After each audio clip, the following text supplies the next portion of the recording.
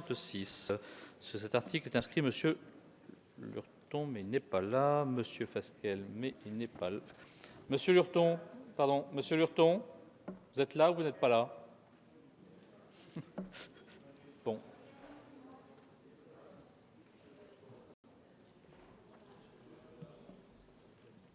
Sur l'article 56, vous êtes inscrit. Merci, Monsieur le Président, Madame la Ministre, Madame la Rapporteure, mes chers collègues. Avec cet article 56, nous abordons donc l'interdiction de la pêche en eau profonde, interdiction introduite la semaine dernière par voie d'amendement des députés de la majorité. Je vous l'ai dit la semaine dernière en commission, Madame la Ministre, je vous le redis aujourd'hui, cet amendement est un très mauvais signal donné à la pêche française, un très mauvais signal donné aux pêcheurs. Tout d'abord, Madame la Ministre, les renseignements que vous nous avez donnés en commission sur le nombre de navires concernés sont absolument faux. Cet amendement interdisant le chalutage en eau profonde a donc été adopté sur la base de renseignements erronés. Vous nous avez dit qu'il n'y avait qu'un seul navire français concerné. C'est malheureusement faux. Cette disposition législative, si vous deviez persister, pénaliserait la pêche française alors que des négociations sont actuellement en cours sur ce sujet au niveau européen. Madame la Ministre, cette disposition, elle aurait au contraire de graves répercussions sur un grand nombre de chalutiers. Alors, Madame la Ministre, je vous demande de bien vouloir considérer que les pêcheurs français défendent une utilisation durable des ressources de la mer et le maintien d'eau maritime saine, propre et productive. Je vous demande de bien vouloir considérer que les pêcheurs français, et permettez-moi d'avoir ici une pensée pour les pêcheurs bretons, ces pêcheurs, ils ne sont pas fermés à la préservation de l'environnement, bien au contraire. Seulement, Madame la Ministre, ces pêcheurs, ils ont besoin aussi que nous leur faisions confiance si nous voulons en faire des alliés de la politique européenne que votre gouvernement doit leur appliquer. Ces pêcheurs français, ils ne veulent pas être le bouc émissaire des atteintes de l'homme à l'environnement marin. Ces pêcheurs français, ils veulent que la politique environnementale soit conduite sur des bases objectives et scientifiques avec les moyens financiers nécessaires pour y parvenir.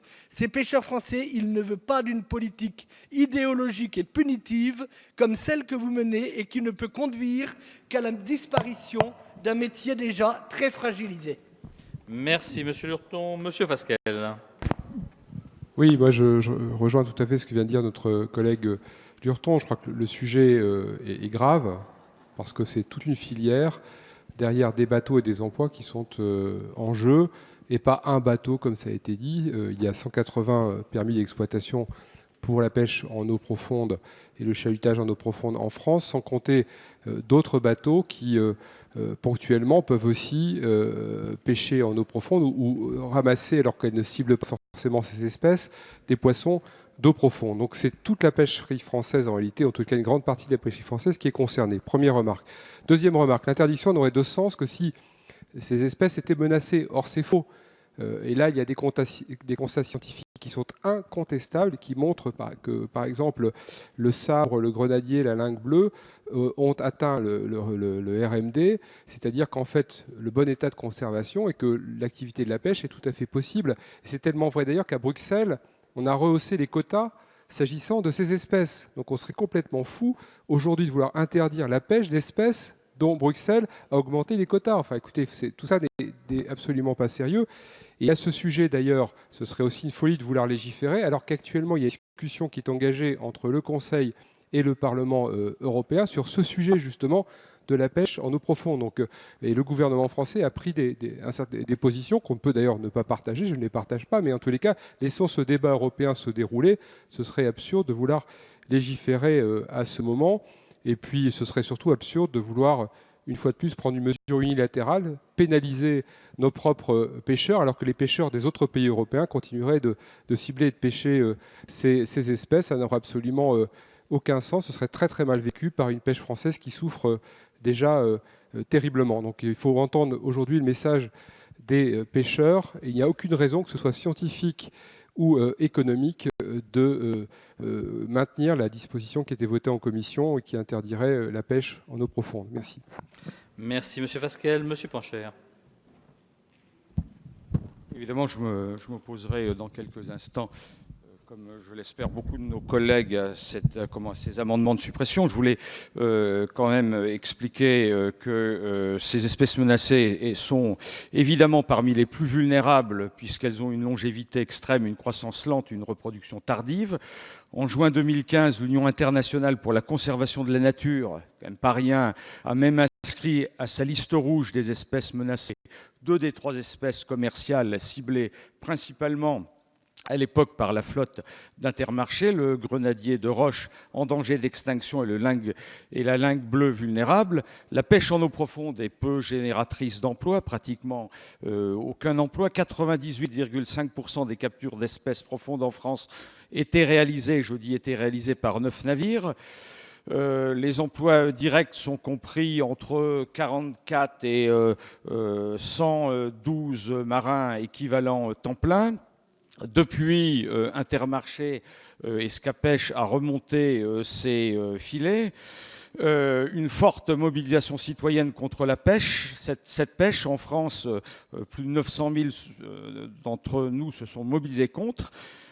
La quasi-totalité des enseignes ont pris des mesures sans pouvoir répondre à cette préoccupation de l'opinion publique. Casino, Carrefour, en décembre 2013, ont annoncé l'arrêt de l'approvisionnement de toutes les espèces profondes dans leurs supermarchés. Auchan a annoncé en décembre 2013 la suspension de la commercialisation des 3 principales espèces consommées et capturées par les Français. Intermarché, principal acteur de la pêche profonde en France, avec sa flotte Scapèche, s'est engagé en janvier 2014 à remonter ses filets de 1800 mètres à 900 mètres de profondeur. La ville de Paris notamment, mais il y en a plein d'autres, s'est engagée à ne plus utiliser de poissons profonds pour la restauration collective. Quant à l'Union européenne, il faut voir qui est derrière ce lobby, mais on y reviendra sans doute peut-être tout à l'heure pendant le débat. Merci, Monsieur Pancher. Madame Veil. Oui, merci Monsieur le Président. Ce sujet de la pêche en eau profonde nous a longuement occupés. Et nous avons d'ailleurs sur ce sujet également eu la chance d'avoir des auditions très passionnantes en commission du développement durable présidée par Jean-Paul Chanteguet. Et lors de ces auditions, il nous a été apporté un certain nombre d'éléments tout à fait, qui très manifestement nous ont indiqué que ce type de pêche était d'une part extrêmement dévastateur pour la biodiversité. Et je rappelle que nous sommes ici sur un texte qui veut préserver et reconquérir la biodiversité. Donc un mode de pêche qui racle les fonds marins qui recèlent des trésors de biodiversité et sur lesquels il faut évidemment éviter de racler et de les détruire. Une pêche, ça nous a aussi été expliqué, qui d'un point de vue économique n'a aucun intérêt, qui est extrêmement subventionnée, alors que des subventions pourraient beaucoup plus utilement aller à la pêche artisanale qui, elle, en a bien besoin. Je voudrais rappeler que vous le savez, c'est un secteur économique qui a du mal à s'en sortir. Les stocks de pêche sont en danger, et d'aller racler le fond des mers pour pêcher des poissons qui, par ailleurs, ont un goût, d'un point de vue... alors on a déjà parlé un peu de recettes de cuisine au moment de l'huile de palme. Là, pour ce qui concerne les poissons, ces poissons du fond des mers n'ont pas bon goût, il faut le dire. Donc je crois que ce n'est pas la peine non plus de ce point de vue-là de continuer ce type de pêche. Après, sur la question de la biodiversité, le nombre de poissons qui sont pêchés accidentellement et qui sont des espèces protégées fait que de toute façon c'est un mode de pêche qu'il faut absolument arrêter. Voilà. Donc on a eu, je dirais, dans nos débats en commission, dans les auditions dont nous avons bénéficié, tous les éléments qui nous font dire aujourd'hui arrêtons cette pêche, consacrons les efforts budgétaires à la pêche artisanale, préservons les fonds marins et cette biodiversité précieuse. Merci. Merci Madame Veil. Monsieur Cuvillier. Merci, Monsieur le Président. Je m'abstiens généralement d'intervenir sur des sujets pour lesquels j'ai eu quelques responsabilités 2 années et demie durant. Mais si je le fais ce soir sur ce sujet, c'est précisément pour éviter à notre Assemblée de se fourvoyer. D'abord parce que, je le rappelle, nous sommes sur un texte qui n'est pas de la compétence nationale, qui est d'une compétence directe de réglementation européenne et qui peut donner l'occasion d'avis de l'Assemblée, des commissions, mais qui fait l'objet d'une discussion actuellement, ce qu'on appelle le trilogue, entre la Commission européenne, le Parlement et le Conseil européen. Et donc, c'est dans ce cadre-là, et uniquement dans ce cadre-là, que la réglementation européenne sur la pêche en eau profonde doit intervenir. Il peut y avoir des lois bavardes, il peut y avoir des lois imprécises, mais il y a des lois qui peuvent être inopérantes, voire même handicapantes. Je n'irai pas sur le fond, pour le coup, pour le moment, sur un certain nombre d'arguments qui sont non seulement scientifiquement infondés, économiquement dangereux, et qui, et on voit bien par l'intervention de notre collègue à l'instant, ont pour finalité de mettre un terme à des pratiques, à des métiers qui, aujourd'hui, mettraient à mal l'économie de notre littoral, plusieurs centaines de bateaux et des emplois directs et indirects. On vient de l'entendre. Le texte tel qu'il est rédigé est non seulement imprécis, parce qu'il mélange les métiers, il vise à terme le chalutage, et par ailleurs, il ne définit pas la pêche en eau profonde. Il ne fait pas de distinction et il n'a d'analyse scientifique qu'imparfaite. J'attire votre attention sur le fait que si nous devions ce soir nous prononcer, ce serait non seulement un mauvais signe, ce serait affaiblir la position de la France qui, depuis plus de 2 ans et demi, permet un point de compromis au niveau européen.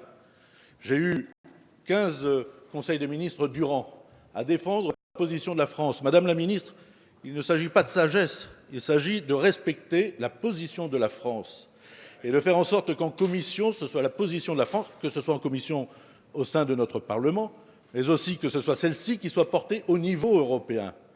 Ce n'est pas une question de sagesse, c'est une question de position constante. Et je conclurai, Monsieur le Président, en disant prenons garde.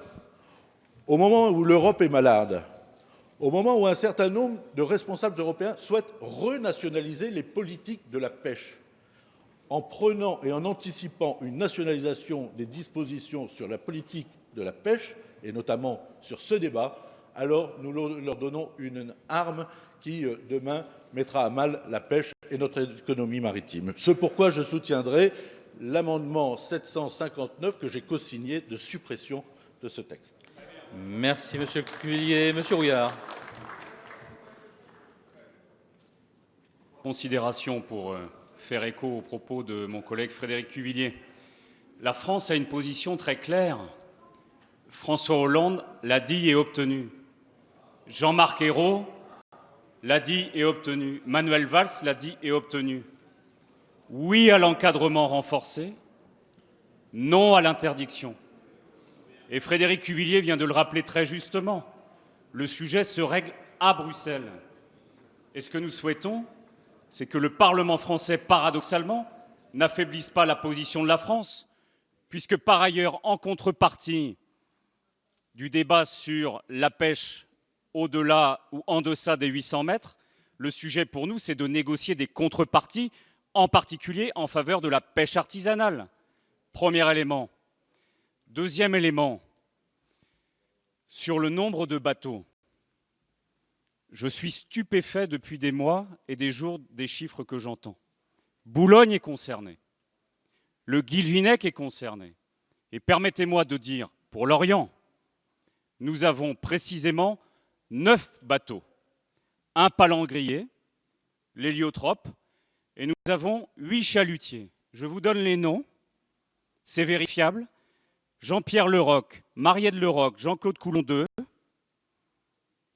Roseland, Corail, Coléon, Fastnet et Rossoren. Donc quand j'entends dire que nous n'avons pas de bateaux, les voilà. La Scapèche à Lorient, c'est 350 salariés, dont 250 marins pêcheurs. 250 marins pêcheurs, c'est vérifiable. Et puis un dernier mot, puisque nous avons dégusté ce soir à la buvette de l'Assemblée de l'excellente Lot. Les 3 espèces de pêche en eau profonde, grenadier, sabre et lingue bleue, quand on pêche ces espèces, on pêche en même temps d'autres espèces qui ne sont pas considérées de la sorte en eau profonde. Par exemple, la lotte, par exemple, le merlu. Et donc, je nous invite ce soir à du discernement et à soutenir la position de François Hollande et de Manuel Valls pour arracher la bonne négociation à Bruxelles en juin prochain. Merci, monsieur Rouillard. Nous en venons donc aux amendements et je vous indique d'ores et déjà que sur le vote des amendements 364 et identiques, je suis saisi par le groupe Les Républicains d'une demande de scrutin public. Le scrutin est annoncé dans l'enceinte de l'Assemblée nationale. Donc, ces amendements identiques, le 364, monsieur Cinieri. Merci, Monsieur le Président. Je supplée mon collègue Yves Foulon. C'est son amendement. Les motifs de cette proposition d'interdiction qui repose sur une supposée extinction des espèces pêchées et le fait que l'impact économique d'une telle mesure serait faible s'appuient en réalité sur des fausses informations et des considérations scientifiques erronées. C'est pourquoi le présent amendement vise à rétablir l'article 56 tel qu'adopté en séance par le Sénat en première lecture. Merci, monsieur Cinieri. Amendement identique, le 435, monsieur Fasquelle. Oui, je ne vais pas reprendre les arguments du débat européen excellemment développé par Frédéric Cuvier. C'est une compétence de l'Europe et en plus, il y a en ce moment un débat en trilogue sur ce point. Donc ce serait absurde de vouloir légiférer ce soir sur cette question. Je voudrais simplement qu'on agisse avec discernement. Est-ce que ces espèces sont menacées? Non. Qui le dit? Le CIEM, qui est le Conseil international pour l'exploitation de la mer, qui regroupe 20 pays et plus de 1000 scientifiques. Et c'est sur la base des constats du CIEM que d'ailleurs l'Europe construit sa politique de quotas. Et comme je vous l'ai dit, au regard du bon état de conservation de ces espèces, les quotas ont été récemment augmentés. Donc ce serait absolument absurde au regard des constats qui sont faits sur les espèces dont certaines ont été mentionnées ce soir, même si on a bien compris que Mme Abeille ne les appréciait pas particulièrement dans son assiette. Mais peu importe, ce n'est pas le sujet. En ce qui concerne l'activité économique, quand on dit un navire, c'est complètement faux. Alors, Rouillard a donné les noms des navires de pêche de l'Orient. On pourrait donner du Guilvinec, on pourrait donner ceux de Boulogne-sur-Mer et d'Étapes-sur-Mer avec Frédéric Cuvier. Mais je voudrais simplement vous donner un chiffre, c'est qu'il y a 150 permis d'exploitation, 150 PME qui ont été délivrés pour la pêche en eau profonde. Et en plus de cela, il y a un certain nombre de navires qui peuvent, comme ceux qui pêchent la lotte, pêcher ces espèces en eau profonde sans les cibler particulièrement. C'est aussi vrai pour la pêche à la crevette en Corse. Gérard Romiti, président du Comité national des pêches, m'en parlait encore ce matin. Donc vous voyez qu'il faut que l'on agisse ce soir avec discernement. Quant à dire, comme ça a été dit, que cette pêche était subventionnée, je ne sais pas d'où vous sortez ça, mais enfin c'est vraiment n'importe quoi. Malheureusement, d'ailleurs, il y a longtemps que la pêche n'est plus subventionnée en France, y compris le renouvellement des navires et l'achat de nouveaux navires, ce qui est d'ailleurs bien dommage. Donc il n'y a absolument aucune raison d'empêcher ce soir, à travers le maintien de l'amendement de la Commission de développement durable, la pêche en eau profonde, qui est une pêche qui est utile, qui doit être encadrée, bien évidemment, et surveillée comme elle l'est déjà, mais agissons avec discernement et non pas avec démagogie. Merci, monsieur Fasquelle. D'amendement identique, le 759, monsieur Rouillard. Oui, comme je l'ai dit à l'instant, nous proposons, avec Frédéric Cuvillier, Bruno Leroux, Arnaud Leroy et les collègues bretons, finalement un retour au texte du Sénat. Et nous venons de le dire, la France négocie à Bruxelles, le Parlement français n'a pas à se prononcer sur ce texte. Deuxièmement, les connaissances scientifiques, Daniel Fasquelle vient de le dire très justement, prouvent, rapport du CIEM 2012, rapport du CIEM 2014, que les 3 espèces principalement concernées ont atteint le rendement maximum durable. Troisièmement, depuis plus de 10 ans, les scientifiques d'Ifremer sont à bord des navires. Je suis stupéfait d'entendre les vieilles oppositions entre pêcheurs et scientifiques. Les scientifiques sont bien évidemment à bord des navires. C'est d'ailleurs pour cela que nous collectons chaque année des dizaines et des dizaines de traits de chalut, les traits de chalut qui permettent d'avoir aujourd'hui une meilleure connaissance des stocks halieutiques, même si je le reconnais bien volontiers, nous devons progresser en la matière. Et dernier élément, et je le dis et je le redis, si l'objectif pour certains c'est l'arrêt de la pêche au chalut, je me permets de rappeler que l'essentiel de la flotte de pêche française est au chalut. Ça vaut pour la coquille Saint-Jacques, ça vaut pour la langoustine, mais ça vaut aussi, quels que soient les efforts qui sont faits sur l'amélioration de la sélectivité des engins de pêche sur les chaluts de pêche en eau profonde. C'est d'ailleurs le sens des travaux d'Ifremer. Pour toutes ces raisons, je vous invite à voter notre amendement pour permettre à la France, encore une fois, d'obtenir un bon compromis avec un encadrement strict de cette forme de pêche. Je l'espère, à partir du mois d'avril, mai ou juin. En tout cas, c'est le calendrier clairement indiqué. Merci. Merci, Monsieur Rouillard. Nous en venons au dernier amendement identique, le 868, Monsieur Lurton. Oui, merci Monsieur le Président. J'associe bien sûr à cet amendement ses rédacteurs, Monsieur Moreau, Philippe Leray et bien sûr Nicole Hamelin. Les auteurs de l'amendement interdisant la pêche en eau profonde et adopté la semaine dernière justifient leur proposition par les impacts catastrophiques de cette pratique sur plusieurs espèces. Bien sûr, nous devons tous être vigilants sur ce point, mais en déduire qu'il faut carrément interdire la pêche en eau profonde constitue un raccourci qui me semble totalement ignorer les nombreuses utilisations de cette pêche mises en place au niveau européen depuis maintenant 2003. Depuis 2003, un navire qui prétend à la capture de ces espèces est soumis à une autorisation européenne de pêche. Le nombre des autorisations disponibles a été graduellement réduit afin de limiter la pression sur les populations. Des quotas de capture ont été institués afin que les quantités capturées ne portent pas préjudice à la pérennité des populations. Certaines zones fragiles ont été totalement interdites à la pêche et toutes les études montrent aujourd'hui que tous ces outils ont porté leurs fruits. Je crains que votre volonté de tout interdire uniquement pour les pêcheurs français soit très mal comprise. Cette volonté me paraît aussi dangereuse car elle remet en cause la seule procédure utile dans ce domaine, ça a été rappelé, c'est-à-dire celle qui résultera du processus européen actuellement en cours au niveau européen. La France a donné son accord à une proposition qui prévoit l'interdiction de chalutage au-delà de 800 mètres, une protection des écosystèmes marins vulnérables, ainsi que des adaptations pour préserver la pêche artisanale qui cible d'autres espèces de fond comme la langoustine et la lotte. Gwendal Rouillard en a parlé. Madame Royal est intervenue pour demander à ce que cette procédure aboutisse rapidement. Alors que les parlementaires européens travaillent sur ce sujet depuis des mois, je ne peux imaginer que la France prenne seule une telle mesure. En agissant ainsi, c'est toute la procédure actuellement en cours au niveau européen qui risque d'être mise à bas. Merci, Monsieur Lurton. Donc, sur ces amendements identiques, l'avis de la commission, Madame la rapporteure. Avant de donner mon avis sur ces amendements, je voudrais rappeler, comme ça a été fait, je crois, que nous sommes bien dans une loi concernant la biodiversité et que la biodiversité marine est en grave danger aujourd'hui. D'une part, parce que probablement nous n'avons pas suffisamment de budget à consacrer à la recherche, mais aussi parce que les problèmes de surpêche ont amené les chercheurs à nous sensibiliser et à tirer la sonnette d'alarme pour nous dire effectivement qu'il y avait danger. Le chalutage en eau profonde est une technique de pêche, vous le savez, on en a parlé, qui stérilise complètement le fond des océans et par là même entraîne un certain nombre de dysfonctionnements que nous ne pourrons jamais rattraper.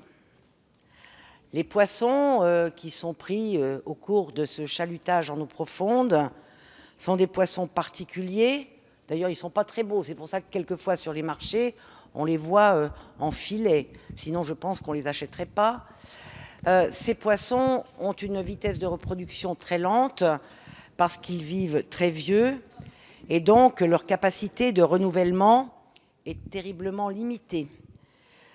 Par ailleurs, vu ce que nous savons qu'il n'y a pas que nous qui nous intéressons à ce problème-là, puisque la communauté européenne s'en préoccupe aussi et travaille sur le sujet. Mais je crois qu'en supprimant cet article, c'est véritablement un signal négatif que nous adressons à l'Europe, où on pourrait et on risquerait d'aller vers le moins-disant écologique. Donc, vous le verrez plus tard, pour ce qui me concerne, j'ai proposé un amendement qui, contrairement à ce qui a été dit, ne concerne ni 12 chalutiers ni 11 chalutiers, mais qui en concerne un, puisqu'il s'agit de dire on ne va pas faire du chalutage en eau profonde au-delà de 800 mètres. Et ça, je pense que c'est une solution qui peut être un signal fort adressé à tout le monde. Alors, avant, il faut lire les amendements, sûrement, il faut regarder le problème, mais je pense que nous devons avoir là aussi une décision responsable et courageuse. On sait qu'un chalutier qui pêche au-delà de 800 mètres, eh bien, ce n'est pas forcément beaucoup de poissons qui est ramené et que les emplois qui sont concernés eh bien, ne sont pas supprimés puisque ce chalutier eh bien, en profite à d'autres activités. 1,2% du total des poissons pris en Europe représente du chalutage en eau profonde. Ce n'est pas énorme et ce n'est pas ça qui va déstabiliser la communauté internationale. Donc, je vous demande aux uns et aux autres de ne pas supprimer, de voter contre la suppression de cet article et par ailleurs d'adopter l'amendement que je propose qui concerne un seul chalutier et le chalutage en eau au-delà de 800 mètres. Merci Madame la rapporteure. L'avis du gouvernement, Madame la ministre.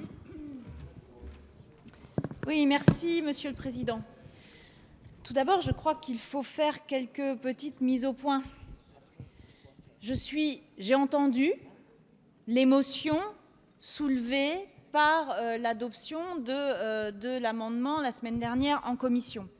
J'ai entendu des paroles d'élus, de représentants des pêcheurs, de pêcheurs qui démontrent pour le moins un malentendu, un immense malentendu.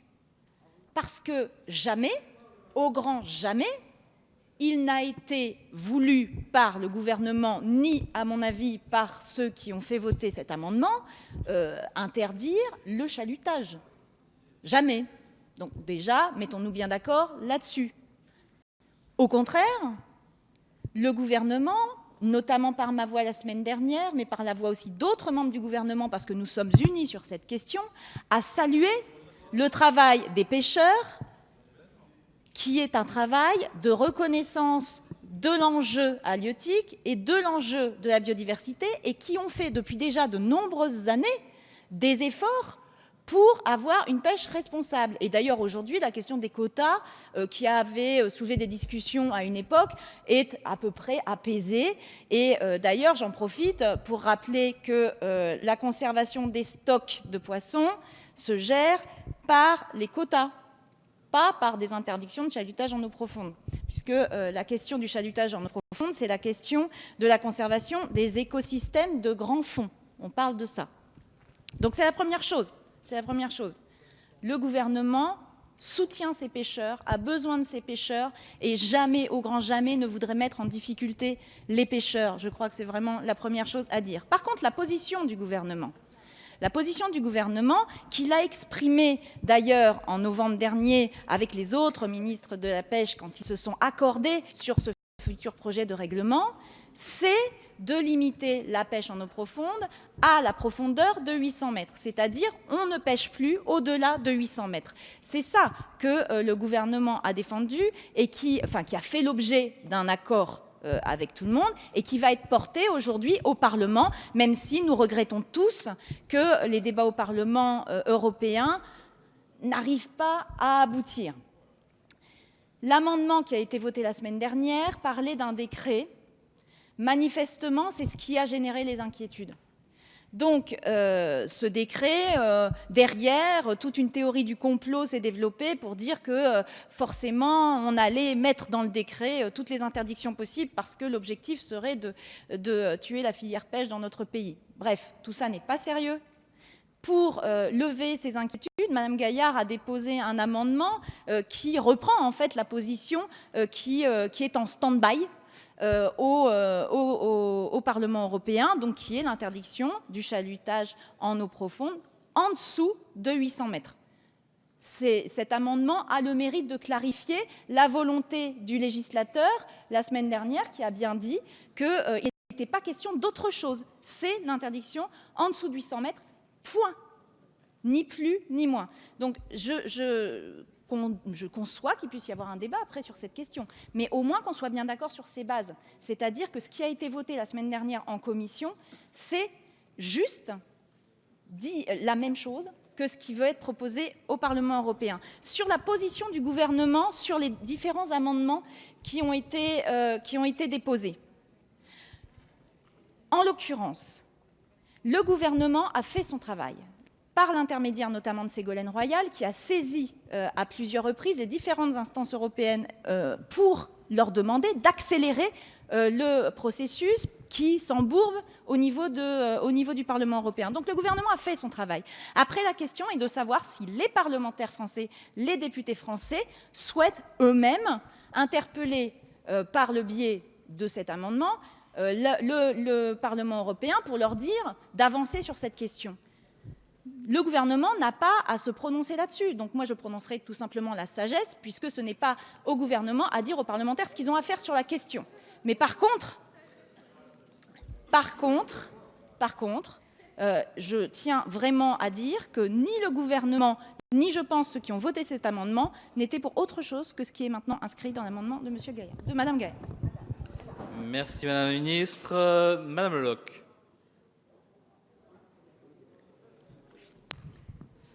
Oui, Monsieur le Président, merci. Madame la rapporteure, Madame la Ministre, moi je suis co-signataire de l'amendement 759 de Monsieur Rouillard et je vais vous expliquer pourquoi. Parce que je pense, comme quelques députés ici, que les députés français sont allés peut-être un peu au-delà de leurs prérogatives, puisqu'il s'agit en l'occurrence d'une politique communautaire, et que vous savez que la France est engagée dans des discussions justement communautaires dans le cadre d'un trilogue qui va d'ailleurs se dérouler très bientôt, m'a-t-on dit, à la fin du mois d'avril probablement.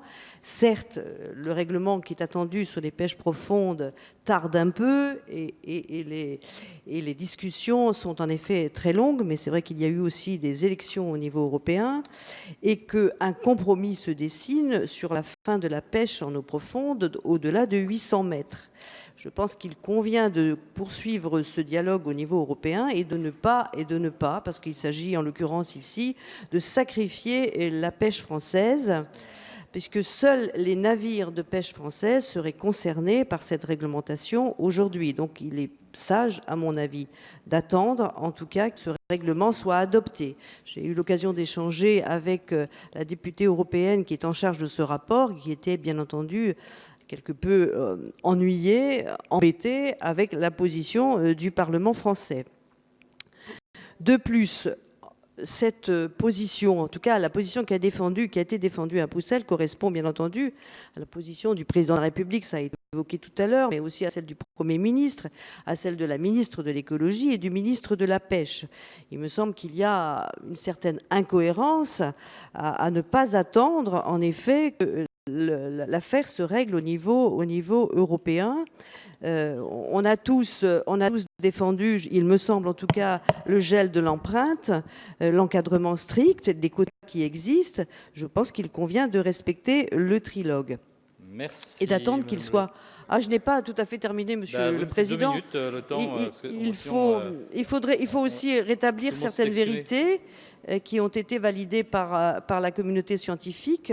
En effet, les espèces d'eau profonde sont exploitées conformément à leur rendement maximal durable et aux quotas européens, comme plus de 60% d'ailleurs des stocks dans ce pays. Enfin voilà ce que je voulais dire. Merci Madame Lelocq. Monsieur Pancher. Je vais être rapide sur 3 points sur lesquels je voulais revenir. Il m'a dit tout à l'heure, je ne sais plus qui me disait, mais il ne connaît pas le dossier. Quelles sont les espèces de poissons pêchées en eau profonde? Il y a 3 espèces à moins de 800 mètres. Sont le requin chagrin, le grenadier de roche et la lingue bleue. Bon. Ces 3 espèces, l'Union internationale pour la conservation de la nature a conclu que 2 de ces 3 espèces ciblées en eau profonde étaient menacées d'extinction. Le grenadier de roche et la lingue bleue, sans doute la moins, et le danger le plus important, le requin dit chagrin. Bon, ensuite, qui pêchait ces variétés de poissons? Scapèche, essentiellement Scapèche. Scapèche, il y a 1 an et demi, a pris l'engagement de relever ses filets à moins de 800 mètres, suite à une grande campagne de pétition. Et les grandes surfaces ont dit « on ne veut plus voir ces poissons-là parce que l'opinion publique n'en veut plus ». Et depuis cette époque, on n'en trouve pratiquement plus. C'est donc la démonstration, Regardez, dans les étals, il n'y en a plus. Je regarde régulièrement, excusez-moi, bon, il n'y en a plus. C'est la démonstration qu'il y avait pratiquement que ce qu'à pêche. Alors certes, il y a d'autres bateaux qui ont des autorisations, mais les autres bateaux ne pêchent pas. Donner de l'Ifremer, est-ce que l'Ifremer, c'est un organisme sérieux? Ah oui, donner de l'Ifremer, rendu public en 2014. Indiqué, c'était en 2012 à l'époque, et on a rendu public tout ça en 2014. Avant l'annonce d'Intermarché, seuls 10 navires étaient impliqués dans le chalutage en eau profonde au-delà de 800 mètres. Comme Scapèche a retiré les siens, il y en a pratiquement plus. Alors on dit le Parlement européen, et bonne chance et bon courage, parce que je vous le donne en mille, je termine là, mais ça vaut quand même le coup. Quel est le rapporteur du règlement en pêche profonde pour conduire les négociations à huis clos entre le Parlement, le Conseil et la Commission européenne? Vous le savez, c'est Isabelle Thomas. Qui est Isabelle Thomas? C'est la marraine de Bluefish. Et qu'est-ce que c'est que Bluefish? C'est le plus gros lobby de pêche industrielle en France. Voilà, la démonstration est faite. Donc tout ça est risible. Merci, Monsieur Pancher. Monsieur Lurton. Oui, simplement quelques mots peut-être pour conclure. Je partage complètement l'avis qui est exprimé par Madame Leloc, qui connaît bien le sujet en tant que présidente du groupe maire. La procédure n'est pas en stand-by au niveau européen. Ensuite, Madame la Ministre, vous nous dites que le gouvernement est complètement uni derrière cette décision. Eh bien moi, je ne le crois pas. Et j'en veux d'ailleurs pour preuve ce que nous répondait Monsieur Vidalis au moment de l'examen du projet de loi sur l'économie bleue, en répondant au même type d'amendement. Permettez-moi que je le cite parce que ça vaut quand même son pesant d'or.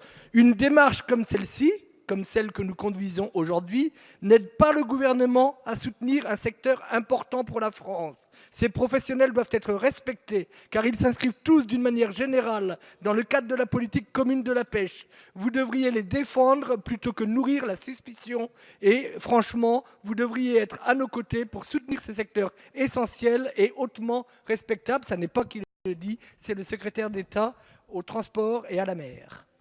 Merci, Monsieur Lurton. Monsieur Cuvillier. Très rapidement, Monsieur le Président, pour signaler 2 ou 3 choses par rapport aux interventions. D'abord, comme je l'indiquais, il ne s'agit pas d'une position de sagesse du gouvernement. Je me permets, Madame la secrétaire d'État, de vous rappeler que la position du gouvernement est constante dans ces négociations européennes, là où ces négociations doivent se tenir. Je suis surpris que l'on introduise ce débat, qui est un débat capital sur la filière maritime, sur l'économie de la pêche, sur le développement de cette économie portuaire, à l'occasion d'un texte adopté en commission de développement durable, laquelle commission a été éclairée. Moi-même, j'ai été auditionné à plusieurs reprises, mesdames, messieurs les commissaires, vous le savez bien, sur ce qui relève de la compétence européenne et des compétences des parlements nationaux. Alors, on connaît des lois ordinaires, on connaît des lois constitutionnelles, et Madame la secrétaire d'État vient de nous dire que nous allions inventer une loi interpellative. Eh bien, ce n'est pas notre rôle que d'interpeller.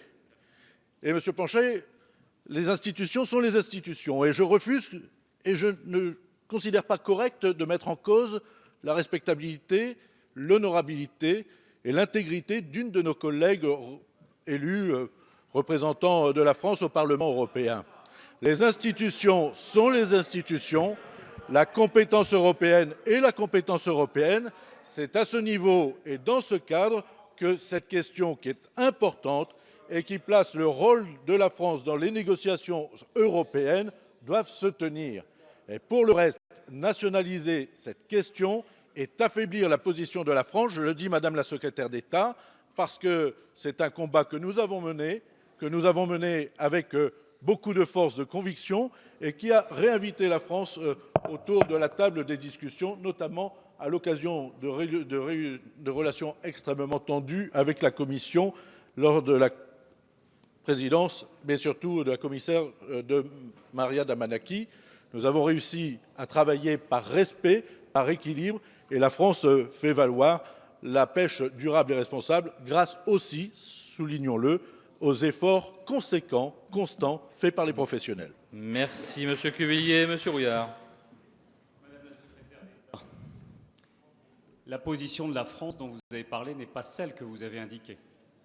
Je me permets de le signaler. La France est favorable, en effet, à l'interdiction de la pêche au-delà des 800 mètres. Mais si je puis me permettre, vous avez oublié un élément. Et cet élément justifie le fait que nous combattions, si vous me permettez le mot, la proposition d'amendement de Madame la rapporteure.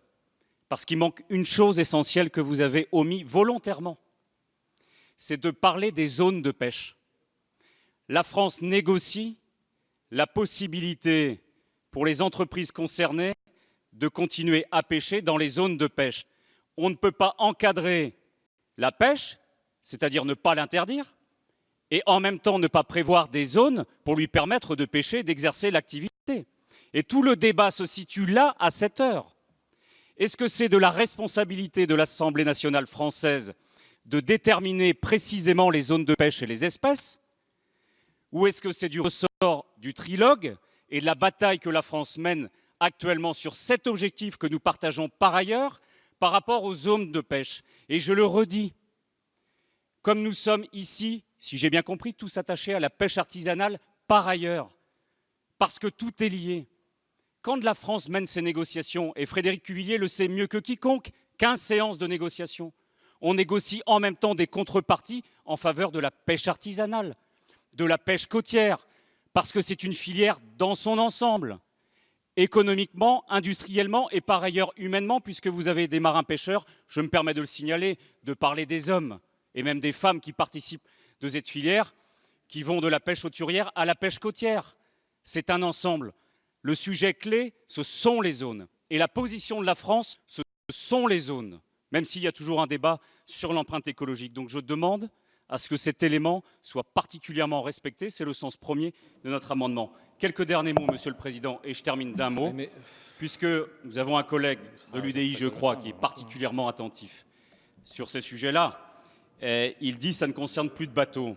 J'ai dit à Lorient, et je tiens les chiffres ici à disposition, je les ai vérifiés ce midi, ça concerne 9 bateaux, 8 chalutiers, 9 palangriers. Si je prends les 3 principales espèces en 2015, c'est 3000 tonnes, c'est un chiffre d'affaires de 8 millions d'euros, avec un prix moyen à 2,5 € le kilo. Je tiens les chiffres, ça vaut pour la lotte et le merlu. Pour la lotte, c'est 15 millions d'euros de chiffre d'affaires, le merlu 10 millions, bien, parce que les espèces sont pêchées ensemble. Un peu de sérieux collègues, et de précision sur les chiffres. Vous souhaitez tous parler, vous souhaitez tous dépasser les temps qui sont prévus. Je me permets de vous signaler qu'il reste 200 amendements, que tout le monde a l'air de vouloir terminer cette nuit. Il y a un moment où on arrêtera. Hein. Moi, je le dis, parce que de fait, on ne va pas faire toute la nuit comme ça, dans ces conditions, si personne ne veut respecter les règles collectives. Voilà. Donc, Monsieur Pauvros. Ça concernait Isabelle Thomas, parce qu'on ne peut pas entendre M. Douillet tout à l'heure nous faire une leçon de morale et utiliser ce type d'argument. Donc je voulais simplement souligner, et Frédéric Cuvillier l'a fait. Deuxième élément, il est là-bas, mais à juste raison, il l'a fait. Donc au moins qu'on ne le recommence pas après. Et deuxième élément, la mer est lointaine pour le moment de ma circonscription, mais effectivement j'ai essayé de me forger une opinion. Et effectivement, je suis un peu surpris qu'on ait pu établir une proposition sur la base d'une activité très réduite à un bateau, alors qu'effectivement, j'ai pu vérifier par moi-même qu'il y avait effectivement beaucoup de bateaux concernés et que c'est une activité économique importante, y compris dans la transformation qu'on n'a pas évoquée, parce que la transformation existe d'une façon importante sur ces ports. Et donc, je soutiens, en ce qui me concerne, l'amendement de M. Rouillard. Merci, Pauvros. Madame la rapporteure. Oui, juste avant de passer au vote avec donc l'avis que j'ai apporté, moi, dans tout ce que j'ai entendu, je trouve quand même assez inadmissible que parmi nous, il y ait des parlementaires qui s'interrogent sur les raisons pour lesquelles nous parlons de pêche en eau profonde dans la Commission du développement durable et dans une loi biodiversité. Je trouve que c'est quand même un peu raide, parce que ça nous concerne aussi, et que la pêche en eau profonde et ce que l'on y pêche concerne le maintien ou pas de la biodiversité marine. Donc il m'apparaît tout à fait normal que nous nous y intéressions. Ce débat n'est pas réservé à une catégorie de gens, tous du même avis. Deuxièmement, je voudrais dire que nous nous intéressons, donc je suis défavorable aux amendements de suppression. Dans l'amendement que j'ai fait, nous nous intéressons aux zones de pêche françaises. Nous n'allons pas nous intéresser aux zones de pêche espagnoles, etc. Nous n'avons pas le droit. Que l'Europe s'en intéresse, on est d'accord. Mais nous, ici, notre amendement que nous proposons pour interdire la pêche au-delà de 800 mètres, c'est pour la France, bien entendu. On ne va pas aller faire la législation et la réglementation dans d'autres pays. C'est l'Europe qui s'en chargera. Mais c'est un signe fort que nous envoyons à l'Europe dans cette loi. Enfin, il n'y a qu'un bateau qui aujourd'hui pêche au-delà de 800 mètres. Merci Madame la rapporteure. Madame Veil.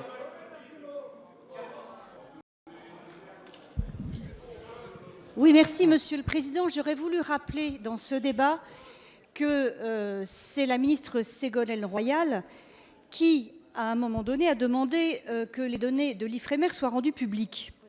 Et je pense qu'il faut saluer cette démarche et ce geste, et c'est grâce à ces données, grâce à cette transparence, que nous avons pu avoir connaissance de la réalité du chalutage en eau profonde. Et je pense qu'il faut bien préciser qu'on parle de chalutage en eau profonde. On ne parle pas de la pêche en général, on ne parle pas de la pêche à la palangre. Et donc, si on ramène cette question de la pêche en eau profonde à sa réalité économique, c'est 1,4%, je crois, de la pêche en Atlantique Nord. Donc, c'est quelque chose d'extrêmement minime. À partir de ces données que nous avons eues grâce donc, à l'Ifremer, des débats que nous avons pu constater l'immense destruction des fonds marins par ces pratiques de pêche. Alors, on n'est pas ici, on ne devrait pas être dans un débat sur la pêche. Nous savons seulement que d'un point de vue économique, et je crois que franchement, tous les éléments que nous avons eus sont extrêmement parlants, d'un point de vue économique, nous sommes sur quelque chose d'extrêmement minime. Et la plupart des bateaux qui pratiquent la pêche en profonde, en fait, font d'autres types de pêche, d'ailleurs heureusement, parce qu'autrement, je pense qu'ils n'arriveraient pas à produire, à être rentables, si je puis dire. Donc, c'est une pêche qui est assez minime et qui est très destructrice.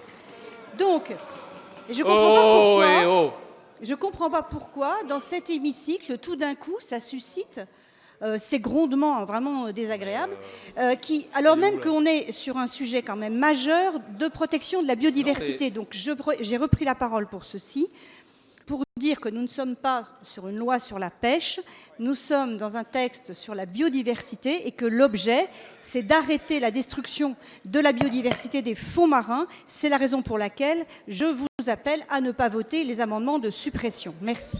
Merci Madame Abeille. Et donc, nous en venons donc au vote sur les amendements 364 et identiques. Nous allons maintenant procéder au scrutin et je vais donc mettre aux voix ces amendements. Je vous prie de bien vouloir regagner vos places.